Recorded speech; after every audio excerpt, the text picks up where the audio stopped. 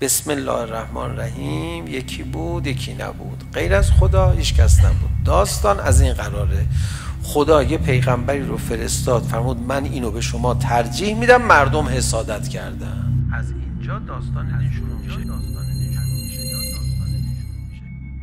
اصول دین چند تاست من کاری ندارم، هر چند تا هست، 5 تا یا 50 تا. اولش ماجرای حسادت به ولی خداست.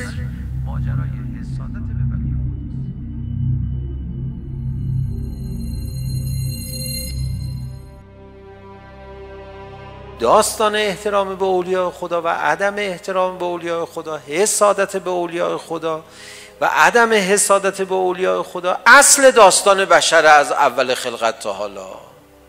یا رسول الله، الان تو جلسه فامیلای شما هیچ کدوم نبوت شما رو قبول نکردن. شما چه اصراری داری؟ هیچ کس حرف شما رو قبول نکرده، یکی دیگه بزنی تو سرشون بگی حالا بعد از منم علی رئیس شماسا.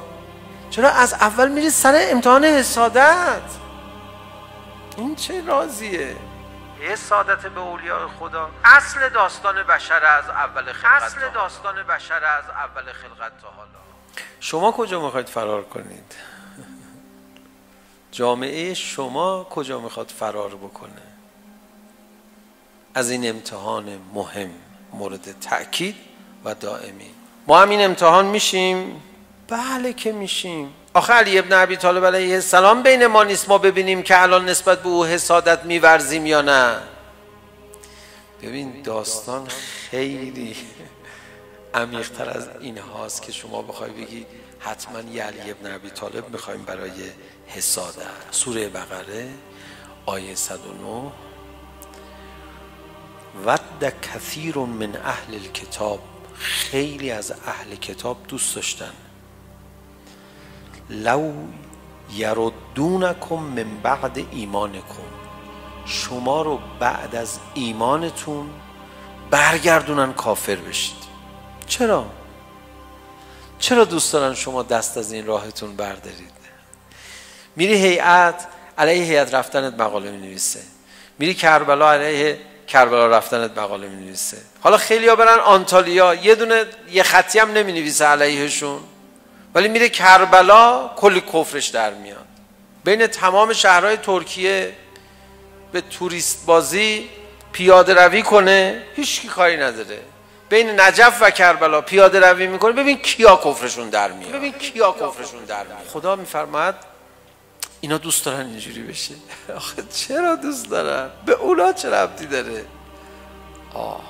از ادامه آیه فرماد حسدن من عند انفسهم، اینا حسودیشون میاد شما مؤمن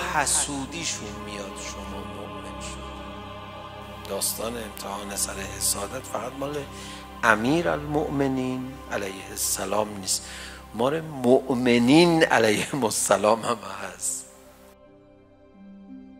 من بعد ما تبین لهم الحق، اینا حق براشون آشکاره، چرا با تو اینجوری درگیر میشن؟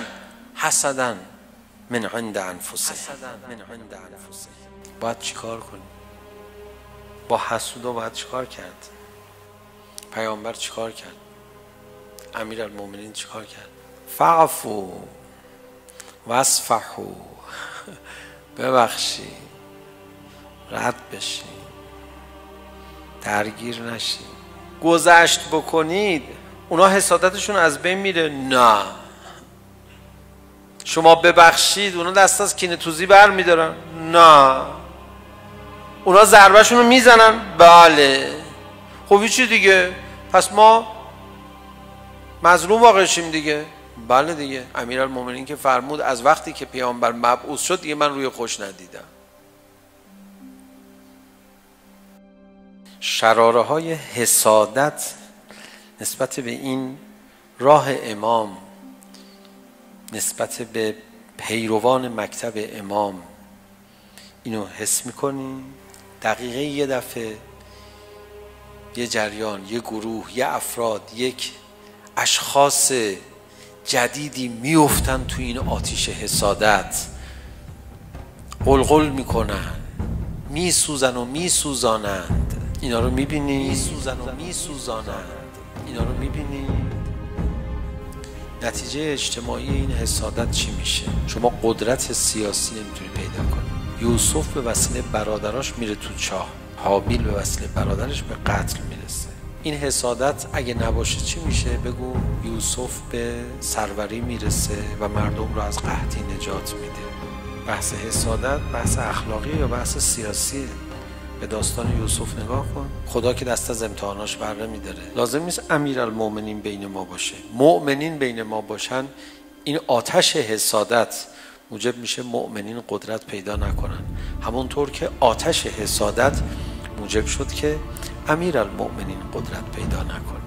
وقتی امیرالمومنین قدرت پیدا کرد، آتش حسادت موجب شد که قدرتش تضعیف بشه. الان مؤمنین قدرت پیدا بکنن، آتش حسادت نیست. حسادت آغاز یک ماجراییه که نتیجهش رو تو سیاست شما